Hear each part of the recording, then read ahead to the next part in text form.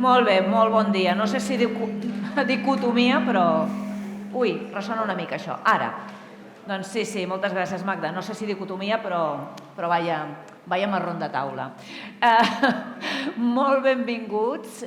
Moltíssimes gràcies per la vostra assistència i jo personalment vull donar un agraïment a l'organització que m'ha posat en aquesta taula, que ha vingut precedida precisament d'una lliçó de mestratge i d'aquests referents que tantes vegades trobem a faltar a la professió. Per tant, em sento molt honorada que encetem aquesta sèrie de taules de conversa, aquestes taules, no sé si rodones o de mitja lluna, precedida d'aquests mestres del periodisme que hem tingut abans, el Tino i la Rosa Maria.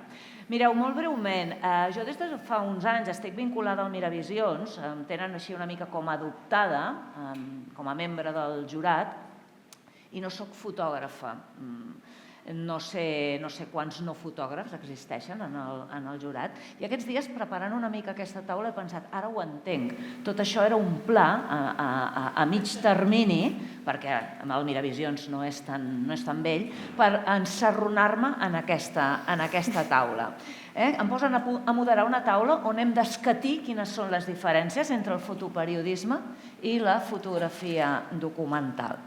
I clar, això m'ho diuen a mi, que m'he passat 15 anys treballant en un programa que es diu 30 minuts, figura que fent reportatges, i després 17 en un programa del qual ara en soc la directora, el Sense Ficció, figura que fent documentals. I jo tinc la sensació que el 30 també havia fet documentals i el Sense també ha fet reportatges. O sigui que anem bé cirerer si hem d'escatir aquí les diferències.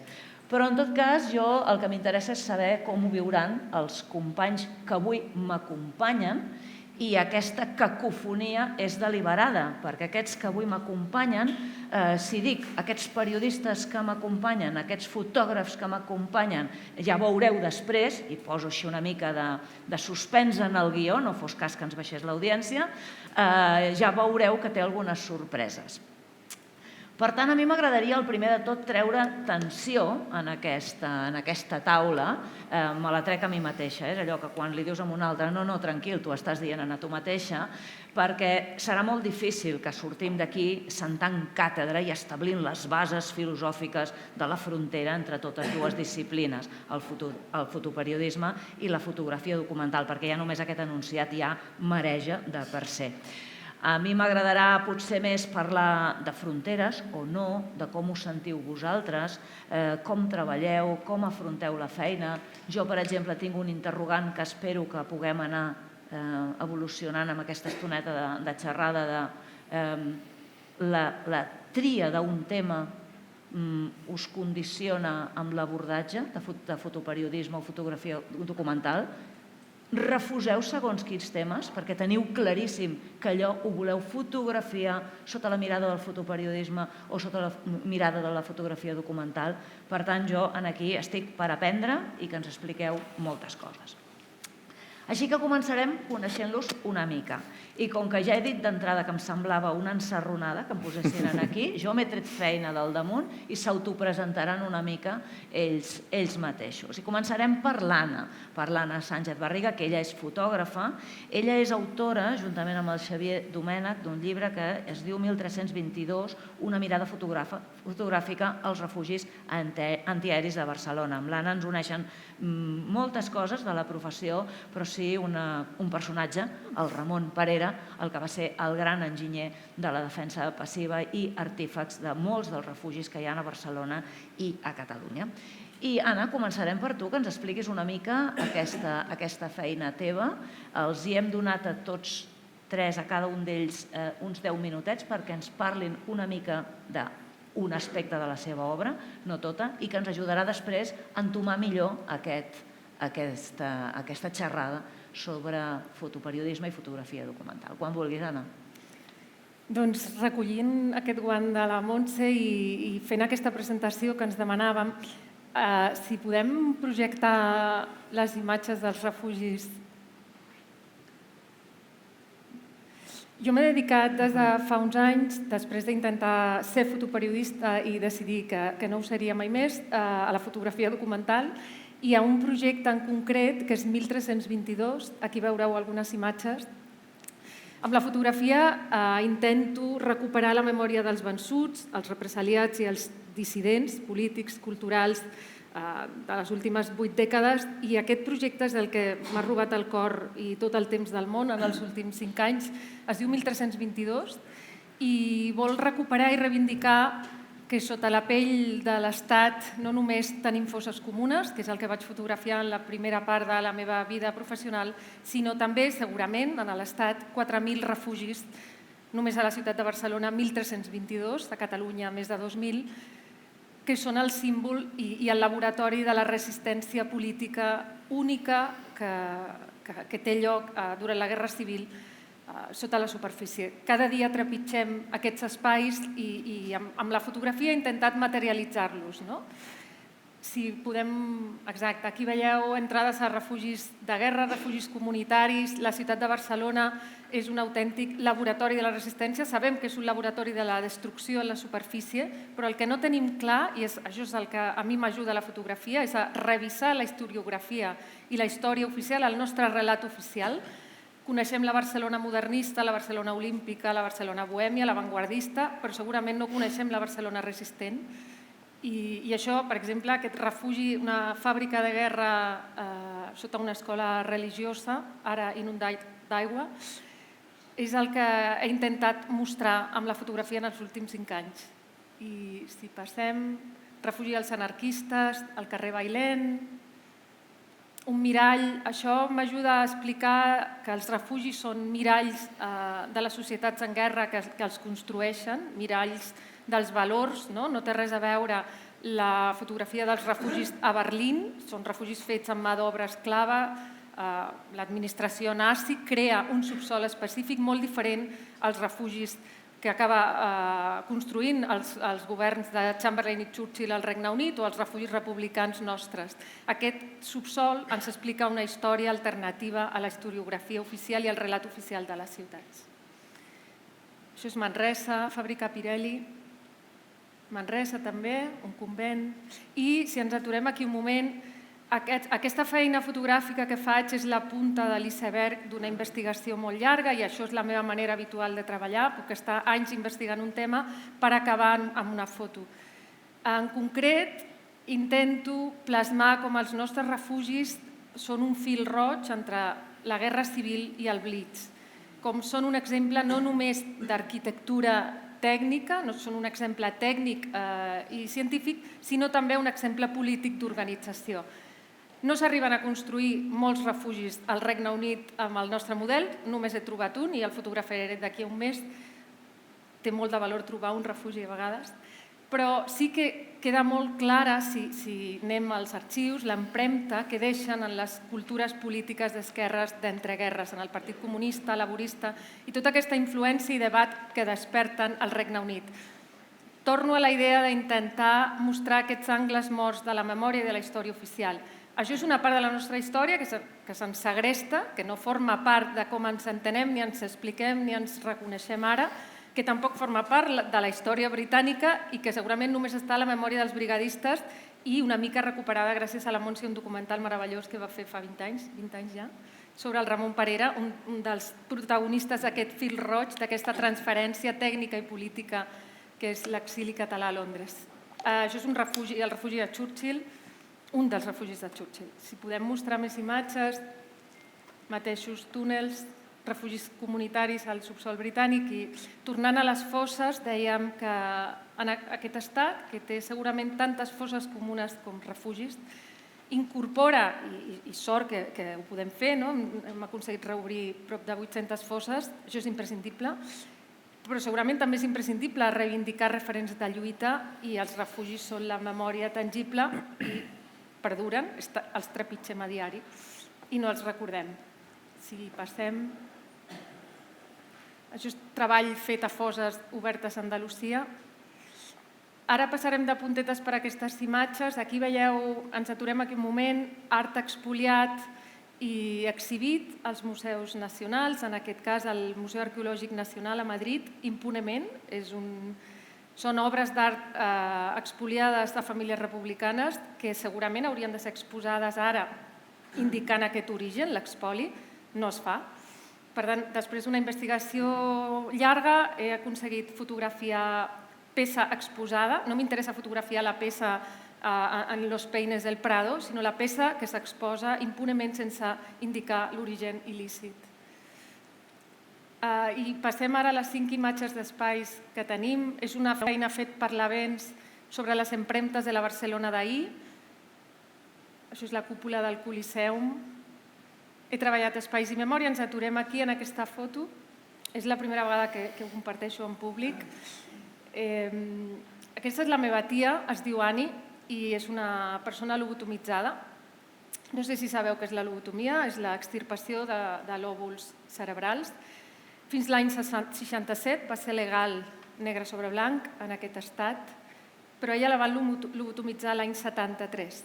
Com ella, molts altres. Dissidents polítics, homosexuals, dones rebels que literalment, i aquest verb és molt important per entendre el projecte, escandalitzaven. Dones que escandalitzaven. I per tant la biopolítica franquista actuava sense pietat, com va fer amb ella. Era una dona immensament intel·ligent, bondadosa i la van lobotomitzar 5 anys abans que jo arribés al món, per tant només l'he conegut com una persona infantilitzada, oligofrènica i dependent. Doncs ara, amb 46 anys, estic intentant recuperar a partir d'aquesta història familiar la història de moltes altres famílies d'Espanya que viuen amb persones lobotomitzades amagades a casa, perquè això ha estat una vergonya oculta durant molt de temps. Com que no tenia el permís d'altres famílies per mostrar retrats, i això és una feina en procés, només comparteixo les meves. Aquesta és l'Ani. Si mostrem la següent, em permet parlar també d'aquesta cadira de rodes amb el seu nom. A mi m'ajuda molt a entendre el meu procés amb la fotografia de les persones lobotomitzades, perquè al principi tenia molta por de fotografiar-les de cara. Jo pensava fotografiar-les d'esquenes, fins que parlant amb l'Emilio Morenati fa un any aquí, que és la primera vegada que vaig explicar el projecte a algú i avui em feia il·lusió fer-ho en públic, ell em va explicar que ho havia de fer de cara. Acabava de compartir unes fotos també molt impactants, uns retrats que ell havia fet, i em va ajudar moltíssim a entendre que realment jo m'havia d'enfrontar al tema de cara. I vaig canviar, si passem a l'última.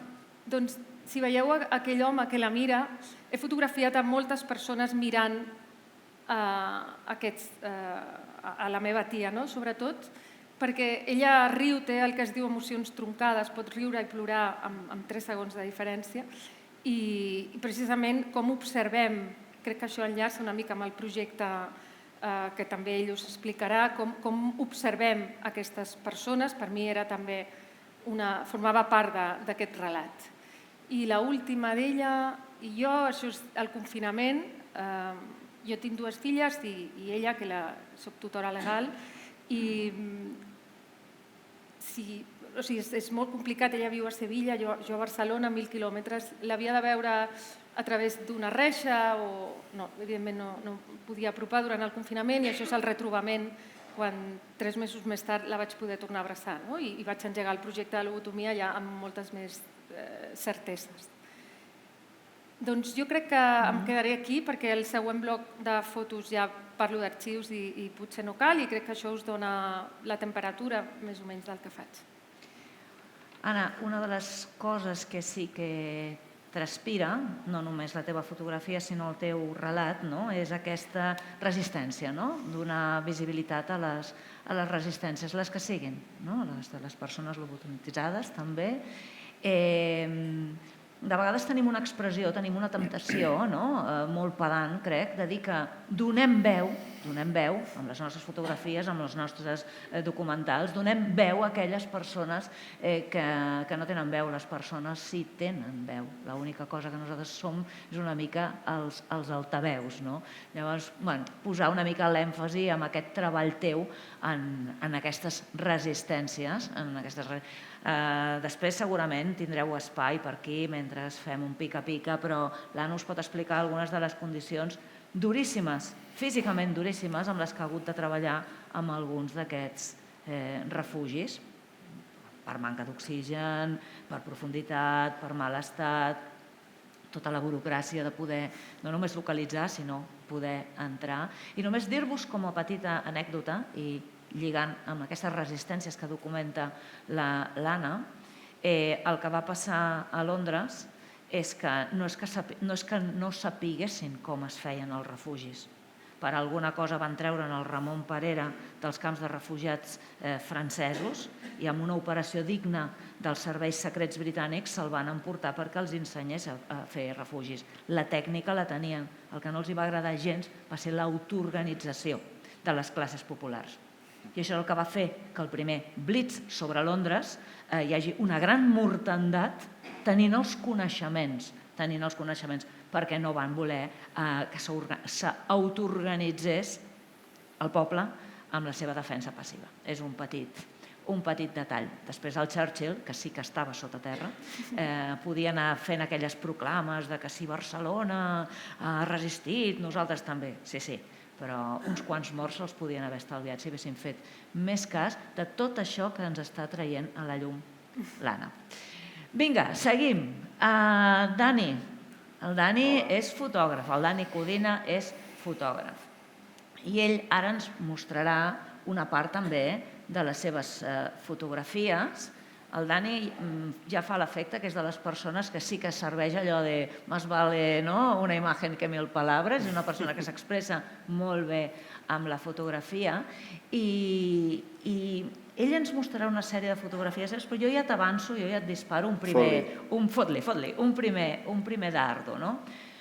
Una de les coses que a mi m'ha sobtat molt d'algunes de les fotografies que he vist del Dani, no sé si seran algunes de les que ens mostrarà o no, però ho podem parlar, és que fotografies que moltes vegades són un encàrrec documental o tenen una voluntat documental de documentar un procés, una època, un moment, el procés, fins i tot, el procés que van viure aquí a Catalunya, com després moltes vegades els esdeveniments fan que aquella fotografia en un moment donat adquireix potència de fotografia fotoperiodística pura i dura, perquè els esdeveniments prenen... O, per exemple, abans comentava amb ell en un cafè, tu pots tenir una fotografia que és una fotografia molt documental i jo, per exemple, no conec de res en aquest senyor, avui entro a la seva web i veig una fotografia d'ell amb una inscripció que posa Stop Mare Nostrum i em sembla que és com posant unes flors o unes palmetes, oi?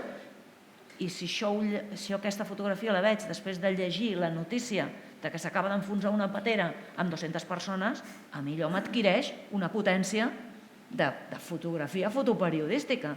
Per tant, vol dir que també la mirada i la lectura de qui ens veu també segurament està molt per sobre de les disquisicions, per no dir falles mentals, que ens fem moltes vegades nosaltres.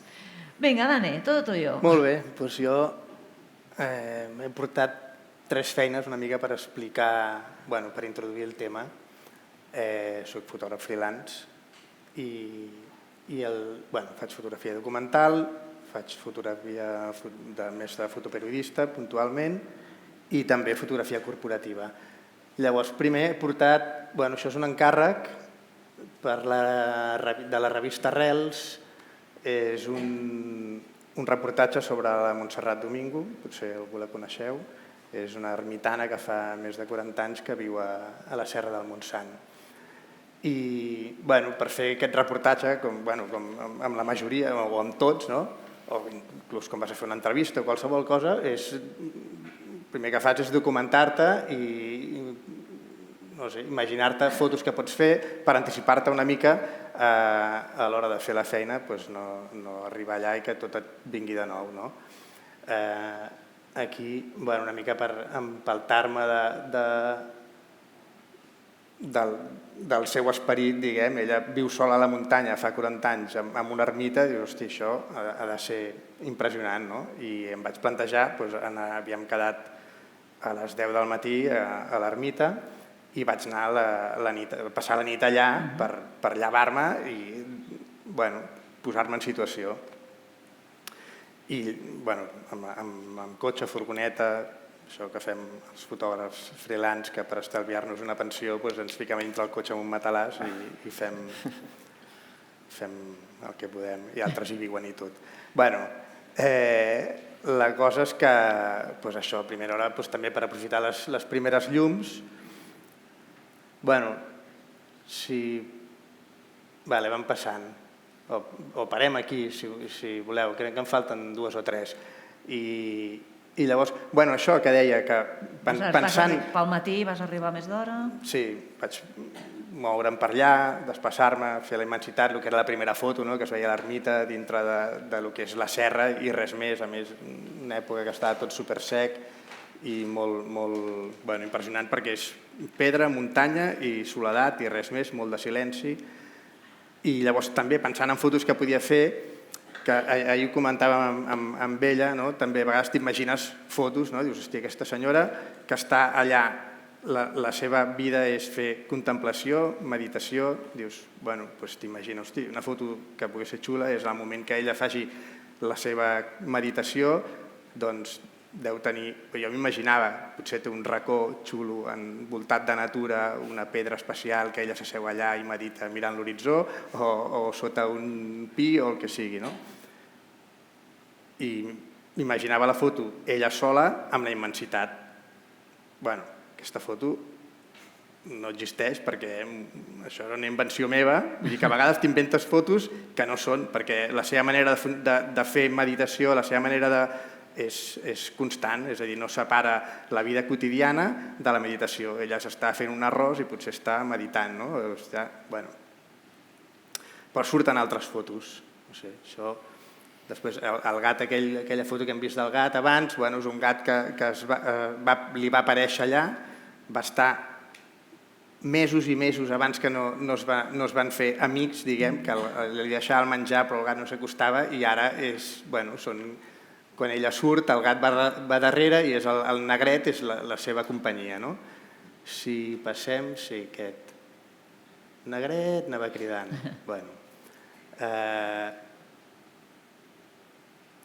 sí, és una persona supergenerosa.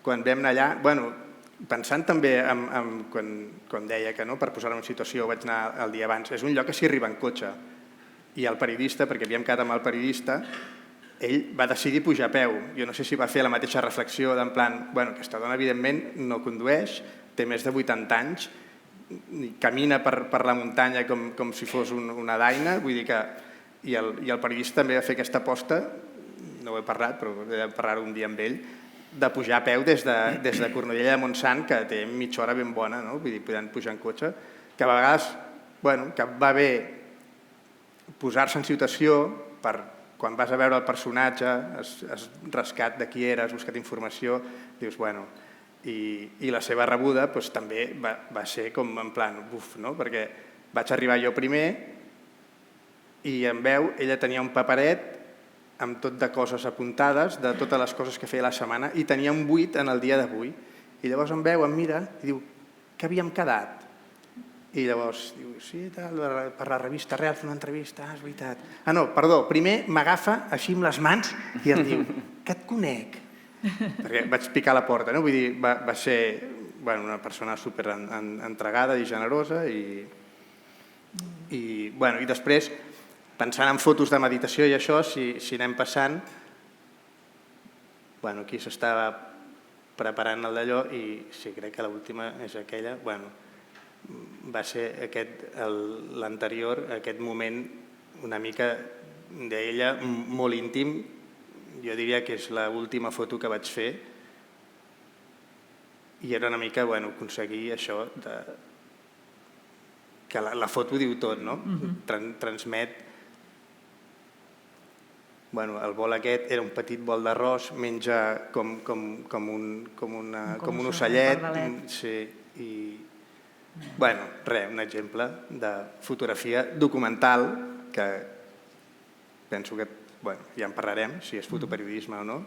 Això ho deixem per després. Ara anem a lo fàcil. Següent tema, crec que ja és la següent foto. No sé si aquest era l'ordre, però això són fotos, és fotografia documental inicialment, de l'Ernest Sitges, que és aquest que està aquí xollant amb tisores les ovelles.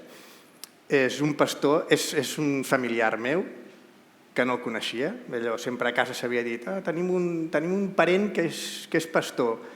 I fa cosa de 10 anys, crec que era el 2014, vaig decidir quedar amb ell per fer-li fotos. M'agrada el món, era una cosa perquè em venia de gust, m'agrada el món dels pastors i vaig contactar-hi. Bueno, resulta que em trobo que no és un senzill pastor que engega la ramada cada tarda i ja està, sinó que era un pou de ciència, des de l'experiència viscuda, doncs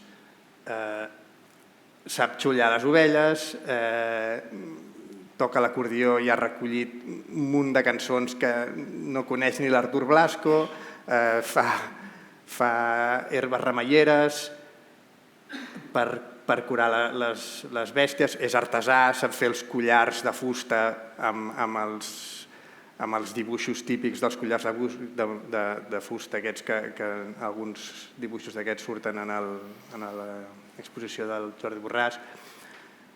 Té molt clara les tradicions, no pot sortir a transhumar les ovelles sense marcar les ovelles amb els collars posats, amb tot allò. Després, el fet d'anar coneixent-lo, d'anar anant-hi, a partir d'això, quan em trobo aquest pastor que no és allò, decideixo que li haig de fer un seguiment i el que faig és recollir, de tant en tant pujo i li faig fotos, depèn del que toqui.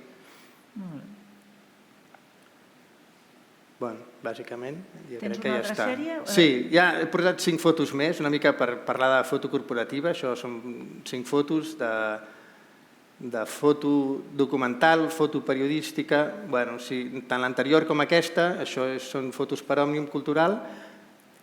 Són fotos documentals, específicament per documentar les coses que passen, però n'hi ha com les dues primeres. Si passeu enrere, aquesta, per exemple, aquí és quan els hi van treure el tercer grau als presos, és una cosa a documentar, però evidentment, com es demostra, està ple de premsa, inclús hi ha un d'allò per fer un directe. És clarament fotoperiodisme, aquí sí que no hi ha dubte, tot i que també és fotodocumental. Les següents són actes més interns. Això és una trobada totalment interna, o sigui, no és una cosa de notícia d'actualitat, i això és el jurat d'un dels premis literaris que donen, que es reuneixen i estan deliberant sobre les obres, a veure allò que és realment documentació per intern, que consti que l'entitat, això, i el fil prim aquest que dèiem. Sí, penso que has posat un molt bon exemple del que pot ser en un moment donat l'encàrrec de documentar des d'una corporació o una organització a un període de temps, com en un moment donat allò salta al fotoperiodisme, aquesta foto que ens posaves. N'hi ha una, que no ens l'ha posat aquí, però que la podeu trobar a la seva web, que és també la de la Marsona Puigantic, a la Model, que dius, és una fotografia documental, però que en un moment donat, això, el que dèiem, si la llegeixes perquè acaba de guanyar les eleccions el Partit Popular i acaben de tombar la llei de memòria històrica, ha agafat una altra dimensió. Vinga, accelerem, que aquí en penombres em van fent una cosa així, que deu voler dir que ens estem enrotllant una mica, fa l'efecte. I dos pesos. Molt bé, tenim el Jaume Perelló a l'Horda, que a més, ell, ja puc desvetllar una part del secret i de l'espoiler, mira, resulta que no és ni fotògraf ni periodista. Resulta que és educador social i que crec que sí que aquí ens vols parlar tu també tens algunes fotografies per mostrar-nos d'un projecte interessantíssim que es diu Mirada Creuada, que ell ara mateix ens l'explica. Ni fotògraf, ni periodista, ni educador social. Em sembla que educador sí. Faig feina dins l'àmbit d'educació social, però jo soc pedagog. Mira, veus. La meva història és un poc peculiar. Jo fa 21 anys que estic treballant dins el món de la prostitució. Ara estic fent feina a un projecte que es diu Casal Petit, que és un projecte que pertany a les germanes Oblates, que són les mateixes persones que duen el projecte de Joc de la Dona a Barcelona, no sé si algú ho coneix, i és un projecte d'atenció a dones en situació de prostitució. Ara duc 10 anys fent feina amb elles, però jo des de l'any 2001 fem feina dins l'àmbit de prostitució. De l'any 2001 al 2003 faig una investigació sobre prostitució i faig el treball de carrer, inici el treball de carrer. El que és treball de carrer és ficar-te dins l'ambient de carrer. En aquest procés jo faig per etapes intermitents, el que vaig fent és apropar-me en el món de la prostitució. I a partir d'aquí comencen a aparèixer inquietuds. 2001-2003, ambient de carrer, atur. 2006-2009 torna a entrar una altra vegada a fer feina per Cruz Roja i entrar dins l'ambient de prostitució. I aquí apareix l'inquietud més gran. Aquí apareix aquest projecte que en el 2024 jo faig. I faig per elements que han sortit abans, com en Tino que comentava abans, el tema de respecte a les persones a qui t'apropes a fer fotografia. Pensava que jo entrava dins un ambient, i crec que aquestes fotografies explicaran un poc d'aquest context. Si podeu aturar aquí un moment. Pensava que jo entrava dins un ambient on només hi entren clients, prostituïdors, proxenetes i les dones que exerceixen la prostitució. No hi entra ningú més dins aquests ambients. I jo entrava dins aquests ambients i la remoguda emocional que jo sentia era molt forta. Afegiu-li que també, quan te trobes una trobada familiar o el que sigui, te qüestionen què s'ha de fer amb aquest fenomen.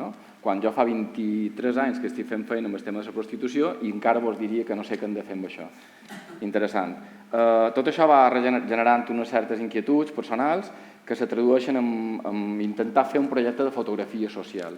Jo diria que és un projecte de fotografia documental, el que he fet jo, dins el marc de Casal Petit, però sí que és vera que té una vessant molt investigadora de fotografia social per aconseguir una investigació. El 2013 torno a començar una altra vegada a intervenir dins l'àmbit de prostitució i aquí sí que me'n dono compte que estic generant una cosa que crec que és molt important per a aquest projecte i és la vinculació amb el col·lectiu de prostitució. Totes aquestes fotografies són fetes per jo. No venc a xerrar del meu llibre, ni molt manco. Venc a dir-vos, per aconseguir fotografies d'aquest estil, d'aquesta proximitat, d'aquesta intensitat, necessites un element que és molt important i és un element que jo vaig traslladar en els integrants del projecte d'investigació que vam fer. Ja vos avanço, un petit spoiler. Respecte i sinceritat. No te pots atracar en aquests col·lectius de lo social, siguin quins siguin, sense tenir en compte aquests dos elements. Si tu treballes des d'una altra perspectiva, ego, que hem xerrat abans de ser ego professional i tota aquesta història, ja estàs perdut, millor que no miris d'entrar. Has d'entrar de respecte i sinceritat.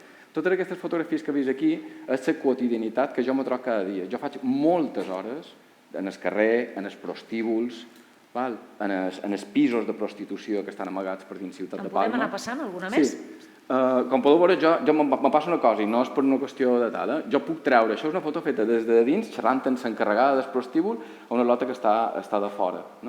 Jo puc estar xerrant amb aquestes persones, treure el mòbil i fer la foto que a mi m'interessi, així de clar. Arriba un punt que arribes a mimetitzar-te tant amb allò que un element que els incomoda moltíssim, la identitat, el respecte per la seguretat de la seva identitat dins aquest context, fa que en la relació que jo he aconseguit s'hagi diluït. Això és dins un prostíbul, els preus de servei, temps i preu del servei. És una fotografia. Això són, no sé si heu estat mai dins un prostíbul, que cadascú pensi en quines condicions hi ha estat. Ja vos dic, això és un llit d'un prostíbul. La prostitució és cutre, és mediocre, representa mediocritat. Vull avançar aviat. Aquesta per jo és una fotografia molt, molt potent. Ens trobam que l'intervenció dins la prostitució, els prostíbuls xinesos són molt hermètics, estan totalment vetats a la nostra presència. Vaig aconseguir entrar un i això és la condició en la que exerceix i viu una lota en prostitució xinesa, a dins Palma i a totes les vostres ciutats que segur que n'hi ha. I aquí sí que he fet un element, perdoneu-me, he hagut de distorsionar les cares per respecte a aquestes persones, però això és la quotidianitat, això me representa a mi en aquesta situació, a dins d'aquest context. Aquí veiem una lota prostituta que li està afaitant el coll, l'està maquillant, com aquell que diu, a una lota trans prostituta del carrer. Però és que aquesta foto no està robada, aquesta foto és «Ei, espereu un segon, seguiu fent això, que llavors faig una foto». Enteneu el nivell de quotidianitat i de familiaritat que hem arribat a aconseguir els que estem en aquest context. Dit això, i ara ja mallans, no sé si m'estàu entenent, xarra mallorquí i sobre prostitució, vamos. Sensacional, vos ho passareu pipa. Aquesta és la fotografia que per jo representa el projecte Mirada Creuada. Això és Mirada Creuada. Mirada Creuada, bueno, no és aquesta fotografia que li dona el nom, però això és Mirada Creuada. Aquesta fotografia jo l'intent muntar amb alguna persona, com ve meu seu, posa't així, agafa això, tal, i no aconseguiria la intensitat d'aquesta fotografia. Aquesta fotografia està feta per una lota en context de prostitució. M'agradaria que aturàssim un moment aquí. Què és mirada creuada? Mirada creuada és el resultat, és una exposició fotogràfica que és el resultat d'una investigació social que hem fet des de Casal Petit. A mi, quan entro a fer feina a Casal Petit, me demanen fer un treball, jo duc sensibilització en el projecte, i me demanen fer un projecte de sensibilització. Dic, jo en tenc un de projecte de sensibilització, fa un parell d'anys que el tenc pensat. Per què no l'activava? Perquè no tenia la força per entrar dins els ambients i violar aquesta relació de molt veurem imatges. Pensant en el tema, a mi se m'ocorre construir mirada creuada a partir de la vinculació que tenen les dones, capt a 6 dones, nosaltres alçant telèfon i tot d'una, fem una investigació, venen tot d'una, capt a 6 dones en situació de prostitució i comença a construir el projecte. 2 dones de prostitució de carrer, 2 dones de prostitució de pisos, ambient tancats que dèiem, i 2 dones escorts, d'alt standing. Les aconseguit dur en el projecte, les convenç, menjadora tremenda, les convenç i els coment que el projecte que faran consistirà en fer fotografies des de dins la prostitució. Per què? Perquè volem que la societat sàpiga realment el que és. No recordeu el que vos he dit, no? D'abans de heu estat mai dins un prostíbul i això és el que és un prostíbul, això és la prostitució. Els faig aquesta proposta i els dic que en aquest pràcticament són un grup investigador de lo que serà el projecte, encara no té nom, és un projecte de fotografia social en contextos de prostitució. Me diuen que sí i començam. El que passa que jo volia un poc risso i se m'ocorre fer un element que per jo és molt important dins el projecte i és anem a fer participar la societat de la reflexió de la prostitució. Podem anar passant alguna foto més mentre vas explicant-nos? Se m'ocorre en aquest moment agafar un grup de 6 persones, en el meu cas 6 persones verges en el tema de prostitució. Una mestra, 2 abogades, una relacionada amb els temes de la cultura que està política i lingüística, un professor d'universitat i un empresari. En aquestes 6 persones, 7 persones, el que faig és que els agaf i els hi propos fer un projecte de fotografiar la prostitució. Cap d'aquests 2 grups se coneix durant 6 mesos que faran feina. És a dir, jo activo un grup de dones en situació de prostitució fotografiant la prostitució des de dins i en el mateix temps, en paral·lel, constitueix un grup de persones no prostitutes fotografiant la prostitució des de fora. Imagineu-vos, jo estableixo un criteris d'investigació, que és el marc on m'he mogut, en què jo els faig la proposta a les persones no prostitutes els presento la meva hipòtesi. I és, la fotografia que tu me podràs fer de la prostitució, la distància i la forma en què me facis aquesta fotografia, m'està dient el grau de prejudici, estigma o empatia que tens cap a aquest col·lectiu. Aquestes persones se decideixen implicar, n'hi ha que en cert amor, òbviament, i comença el projecte. I jo els marco un calendari, 15 dies de fotografia sense cap indicació, anau i fotografiau en els 2 grups, per separat. Penseu que no se coneixen en tot el temps, i comencen a fotografiar la prostitució des de fora i des de dins. 15 dies fotografiant i després el que fèiem eren sessions de revisió de les fotos. I això és molt important. Jo establesc un marge de feina molt ampli, molt flexible, perquè deixava que el projecte el anessin creant elles. El que hem aconseguit en mirada creuada, des de Casal Petit, el que hem aconseguit ha estat que per primera vegada s'han fet projectes de fotografia social en contextos de prostitució, però no en aquest nivell de profunditat. El que aconseguim en mirada creuada és que les persones protagonistes d'una banda i de l'altra posin veu el que pensen i el que senten, i això és molt important, el que senten de la prostitució. El que ens trobam és que aquestes persones, quan venien a les sessions, ja ho tenia preparat, treballaven des de la fotolucidació, fotien la foto i els deia descripció de la fotografia. Per exemple, si vol trobar aquí, per exemple, me deia la cama del prostíbulo donde ejerzo cada noche y donde perdoneu, xerren explícitament, donde me follan los clientes. Concepte que aquí darrere. Hòstia, obligació. Estic obligada a prostituir-me, les meves condicions m'aduen aquí cada vespre en aquell llit. I després el tercer terme que els demanava era emoció. I l'emoció era molt interessant perquè la treballàvem en la teoria de les emocions d'en Robert Plutchik, no sé si el coneixeu, en què tu, diguem, me sent content i me sent emocionat, ell té una taula periòdica on diu la combinació d'aquestes emocions i tu ràpidament pots saber la profunditat, el nivell de profunditat d'emoció. No és, sí, m'agrada, no m'agrada, me sent bé, no me sent malament, no. Entràvem en profunditat en l'emoció. I el que fèiem eren sessions de debat, tenim 21 hores de debat amb aquests col·lectius, prostitució i no prostitució, xerrant sobre aquests tres elements: descripció, concepte i emoció de la fotografia. Clar, nosaltres el que hem aconseguit amb això és un nivell d'un material de sensibilització de profunditat. No és aquell material de sensibilització que us puc dir 4.000 dones en prostitució, 2.000 explotades, els hi peguen cada dia. Tu, si vols, desconnectes. Diré, tio, massa dades, pas de tu. No, tot el contrari. El que hem aconseguit amb això és un nivell molt més connectat amb l'emoció. I això ens ha donat tot aquest element. Què va passar? Les dones en situació de prostitució començaren a fer fotografies i què fotografiaven? Van començar a fotografiar clients.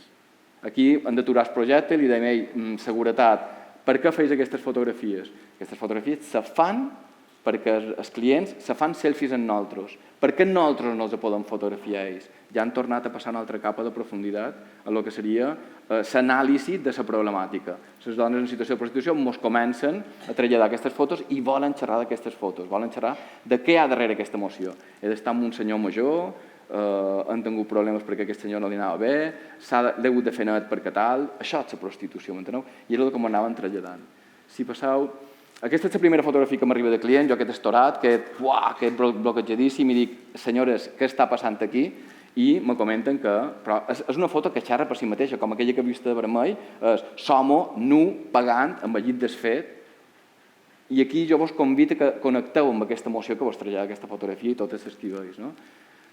Aquesta és una fotografia d'una lota que mos diu que és pit i mos diu que vol xerrar d'aquest pit perquè diu que és un client que li està llepant el pit i que sense dir res aquesta persona li mossega el pit perquè se troba amb el dret de poder-ho fer. Ha pagat i li mossega el pit.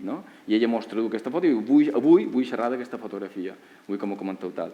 El projecte va avançant, si voleu després entrar en detalls, és molt interessant. El projecte va avançant i el que fèiem en aquest moment és que jo decideix que el grup de prostitució i el grup de no prostitució s'han de conèixer. I els preparo una festa, això eren les sessions de feina que fèiem allà, això era el Museu del Baluart, xerrant de la fotoelucidació, debat. El que fèiem en el final és que en Joan Cabot, que està per aquí avui, va col·laborar amb nosaltres, i això és el model de circular de les teories de les emocions. El que fèiem en el final és que jo els preparo una trobada a les dones en prostitució i a les persones no prostitutes sense avisar. És com si venguessin aquí i se trobassin aquí. I aquestes persones, això és la sessió aquesta, aquí podríeu aturar aquí, per favor, i a cap. Aquesta fotografia és molt interessant. Una persona que està en no prostituta fotografia el carrer. La prostituta que està en el carrer fotografia el carrer. I què passa en aquest moment? Aquí se genera el nom del projecte Mirada Creuada, que és l'exposició fotogràfica. La persona de l'esquerra acudeix en aquesta festa, se troben, se coneixen, 20 minuts sense saber qui són, i de cop aquestes persones van a veure les fotografies que jo havia penjat. I quan s'atraquen aquesta fotografia diu, ostres, això són jo. M'he passat 6 mesos debatent, però jo no he vist aquesta fotografia. Això són jo. Qui ha fet aquesta fotografia? La persona que estava darrere d'ella, que és la prostituta, li diu, aquesta fotografia l'he feta jo. I ella li diu, però si són jo. I ell diu, ja, però és que l'he feta jo. Quan li està dient que l'he feta jo, ella sabeu la fotografia que aquella persona al mateix dia, al mateix moment, havia realitzat en el mateix moment. I havia fotografiat a la mateixa lota prostituta que l'havia fotografiat. Sense saber-ho, 6 mesos. Se troben en aquest espai i aquí per nosaltres és un moment bastant màgic perquè passam a el que jo tradueixo com una validació de dos mons totalment antagònics. Dones en situació de prostitució són validades per persones que se miren a la cara i se veuen com iguals. I això és un moment bastant interessant en el projecte perquè dona aquest punt emocional. Perfecte. Em sembla que això donaria per un cap de setmana sencer. De temps, hem començat a 2:15, entenc que tindrem una miqueta més, no hem començat a 2:15, perdó, entenc que encara tenim uns 10 minutets, no sé si hi ha algú per aquí de l'organització que m'ho confirmi. Sí? Estem així, amb temps? Per organitzar-nos una... Sí? Vale. Per organitzar-nos una miqueta aquest temps. Jo crec que seria important és que ara vosaltres ja hem conegut la vostra obra, penso que a través de la vostra obra heu mostrat molt aquesta tensió o no tensió, potser aquestes fronteres no difuses entre fotoperiodisme i fotografia documental, però sí una mica vosaltres com us sentiu en relació a això. És a dir, us sentiu fotògrafs, us sentiu periodistes, de vegades en el periodisme tenim molt aquest pes de l'actualitat, no? Sembla que si no és actual no és periodisme, no? Una mica com viviu aquestes tensions. Potser ens estem aquí trencant el cap amb establir unes fronteres i no és tan important. No ho sé. O hi ha unes connexions que ja ens van bé. És una mica el que m'agradaria que ara expresséssiu vosaltres.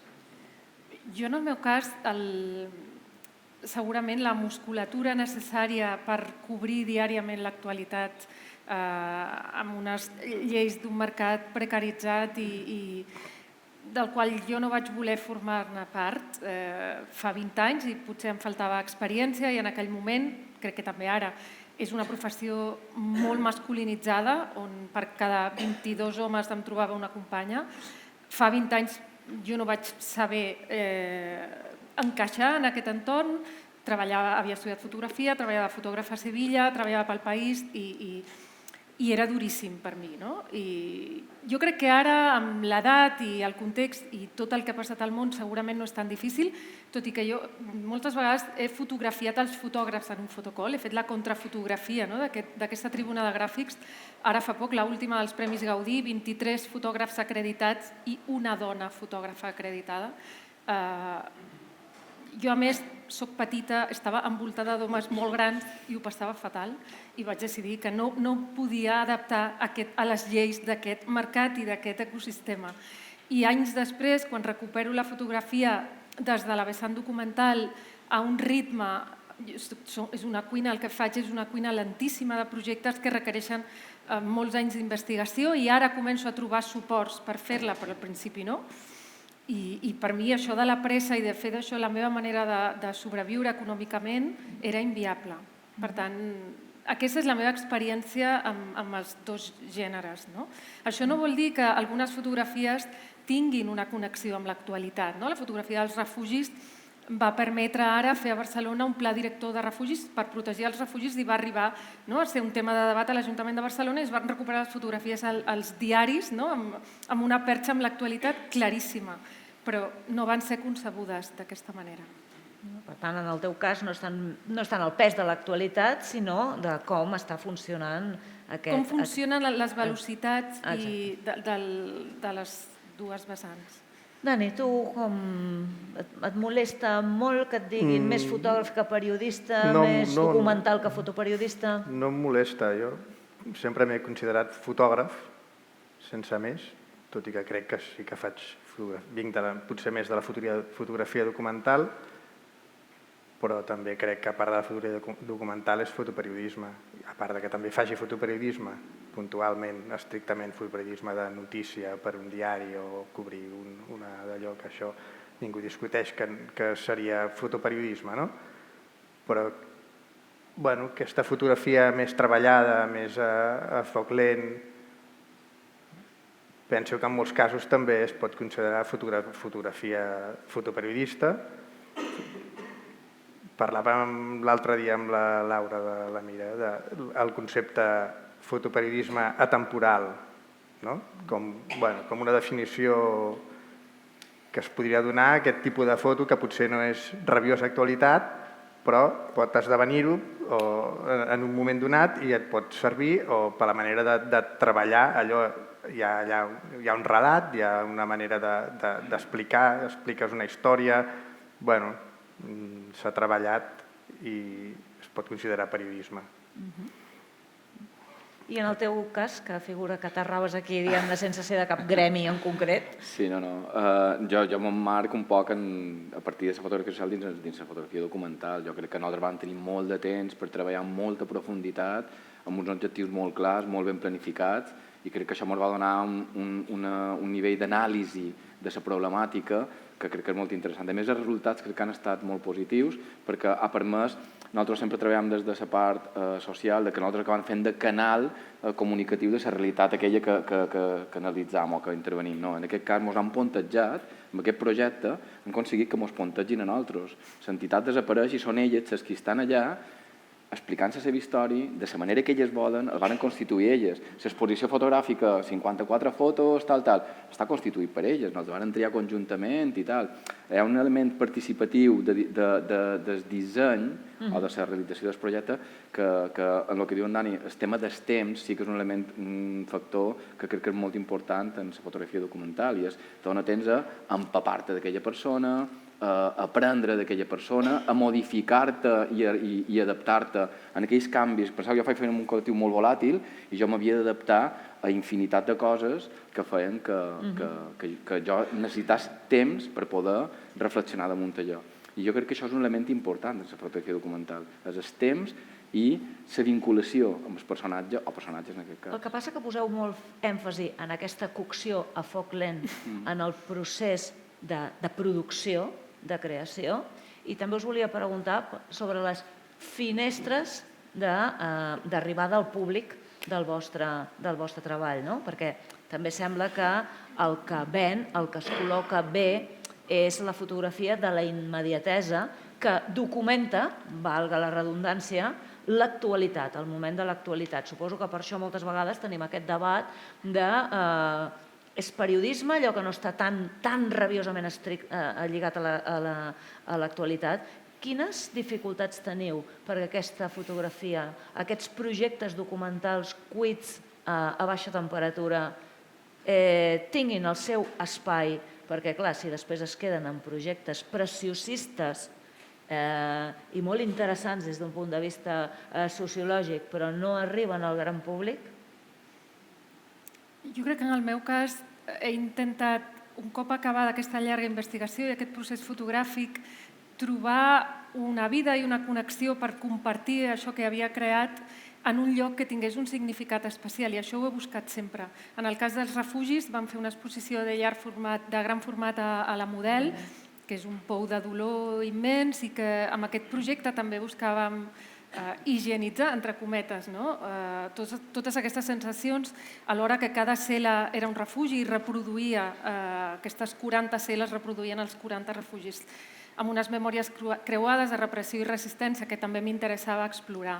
Per tant, el projecte no acaba ni amb la investigació ni amb la fotografia, sinó que acaba quan l'acabes compartint i trobant un lloc per acollir l'ànima d'allò que has fet. I sí, ara a Londres igual, faré una exposició al gener i també m'importa moltíssim l'on va i com es comparteix aquesta última finestra del projecte. En el teu cas, Dani? Bueno, els fotògrafs freelance a vegades ens fan venedors també, no?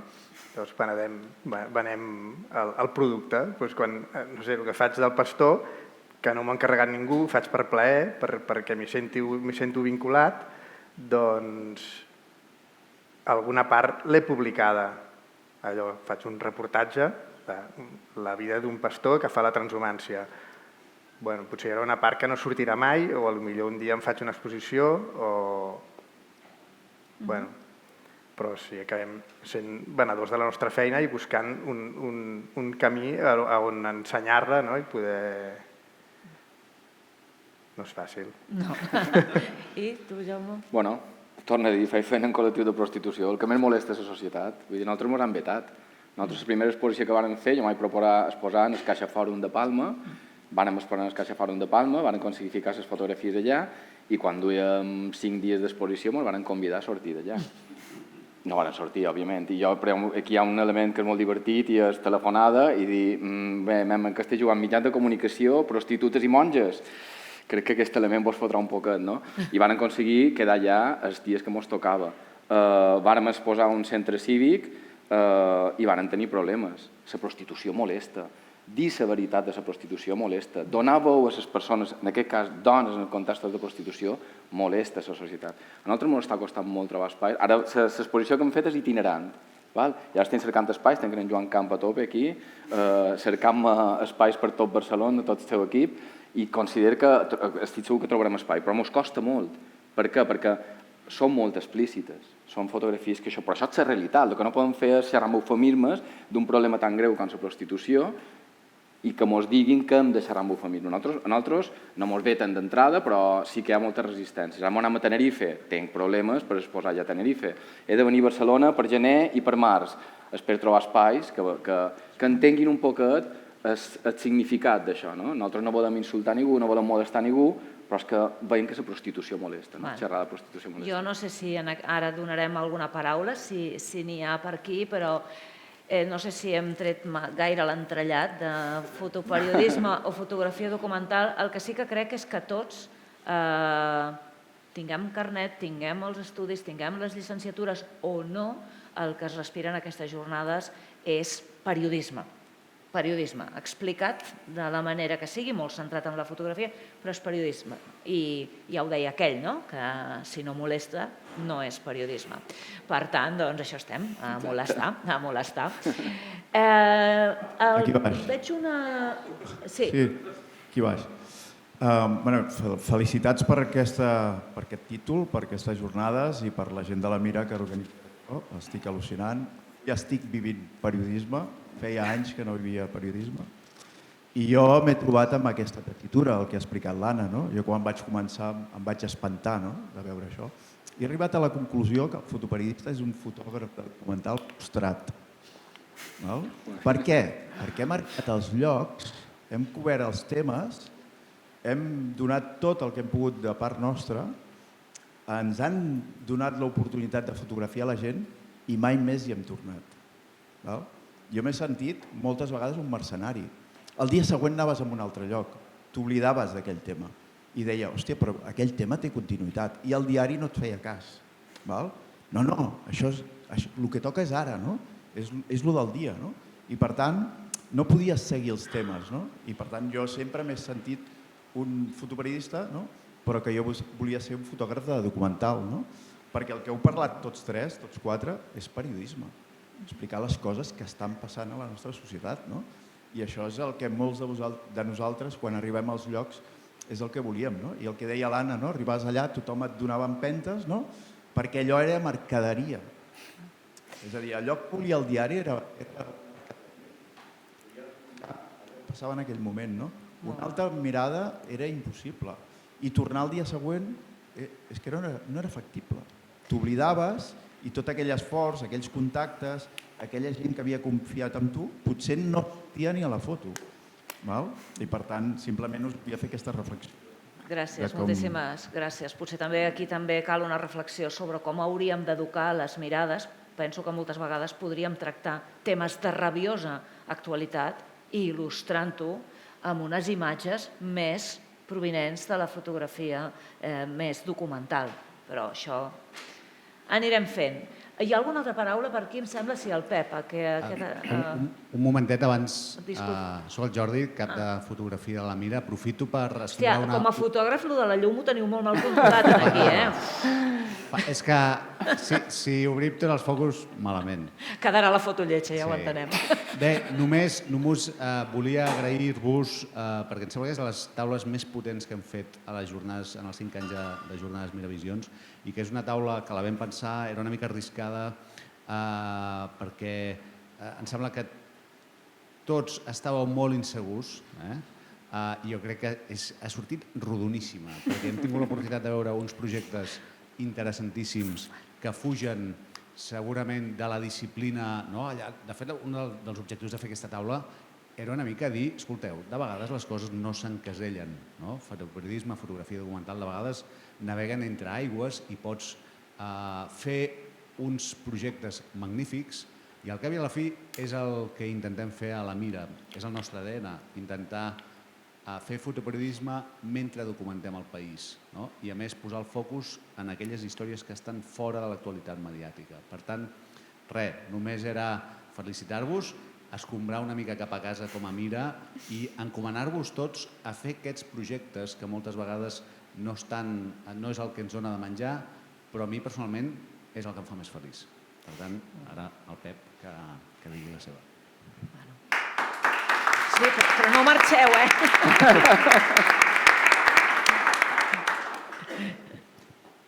mentre parlàveu, em donava voltes i a vegades tinc una mica de formació professional els noms de les coses, perquè de vegades ajuda a entendre, no?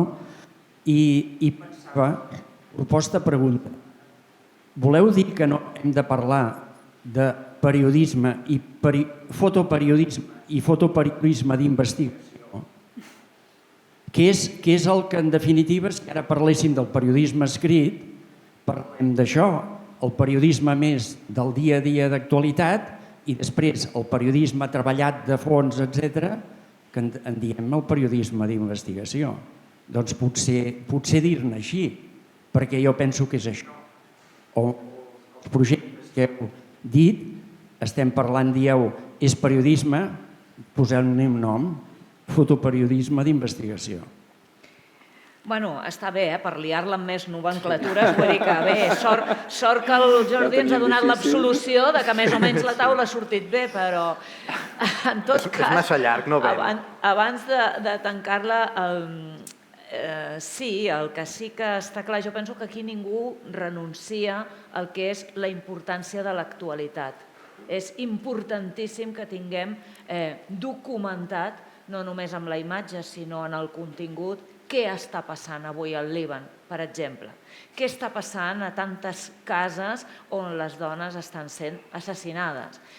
Això és importantíssim. El que passa que, per allà al fons, de què ens queixem? De que després moltes vegades no hi ha una continuïtat en aquest tractament. Ens quedem amb la foguerada. Són molts els vostres companys fotògrafs que han cobert zones de conflicte i que després han volgut revisitar aquells espais i han tingut problemes en els seus propis mitjans, sent gent molt prestigiosa, molt multipremiada, no, oye, que ara vols tornar a anar als Balcans i ara la guerra està no sé on, no? I penso que això també és... Disculpeu, no sé si hi ha cap altra paraula, crec que no.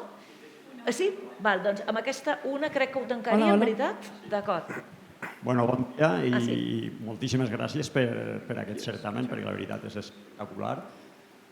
Jo simplement volia comentar el meu cas, que és un cas, no sé si atípic, tampoc diria això, però sí que és cert que soc una mica un home orquestra de la meva feina, és a dir, jo porto més de 30 anys escrivint, i al mateix temps, en moltes ocasions, en moltíssimes, fent-me les mateixes, jo mateix fent-me les fotografies dels meus propis articles, no és intrusisme, sinó que faig les dues coses.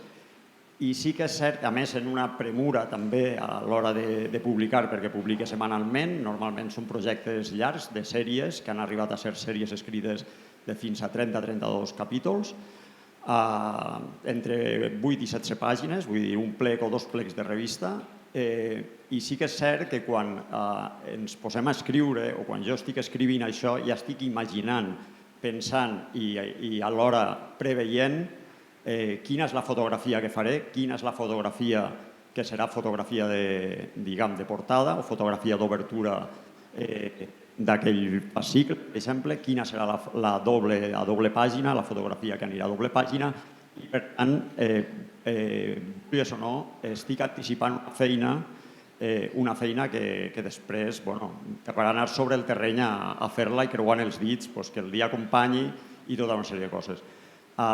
Dit això i molt ràpidament, simplement volia compartir amb vosaltres, per exemple, un dels projectes que més em va agradar i més intensos han estat, que va ser revisitar la mirada de Joan Fuster 60 anys després de la publicació del País Valenciano a l'editorial Destino. Vaig proposar a la revista on treballa de poder tornar a recuperar aquell escrit i revisitar els espais sobre els quals Fuster havia escrit i fer-ho, a més, en una mirada en blanc i negre, com havia fet Ramon Dimas l'any 62. Això em va costar a mi, com al Dani Codina, dormir en la furgoneta durant una setmana i en una setmana, recórrer 3.000 quilòmetres pràcticament per tot el País Valencià, a més, literalment corrent d'un lloc a un altre. Tenia documentats tots els llocs que volia fotografiar, sabent, a més, quines eren les fotos d'obertura de cadascun dels capítols. I és una fotografia documental? És superficialment documental perquè només vaig poder, per dir-ho d'alguna manera, i com dia el tio Soriano, contactar humanament amb dues persones en els en la setmana que vaig estar fent aquest projecte. Però, bueno, simplement això, aquests vasos comunicants entre text i imatge, jo crec que són molt potents també. Gràcies. Moltíssimes gràcies pel vostre testimoni, que heu enriquit aquesta taula. Doncs jo crec que ho podem deixar aquí. Moltíssimes gràcies per la vostra assistència. Els que sou habituals a les jornades de la Mira ja sabeu que això és intens i els que no, doncs ja us heu enviciat. Vull dir, això ja està, ja l'heu vessada. Moltíssimes gràcies a tothom.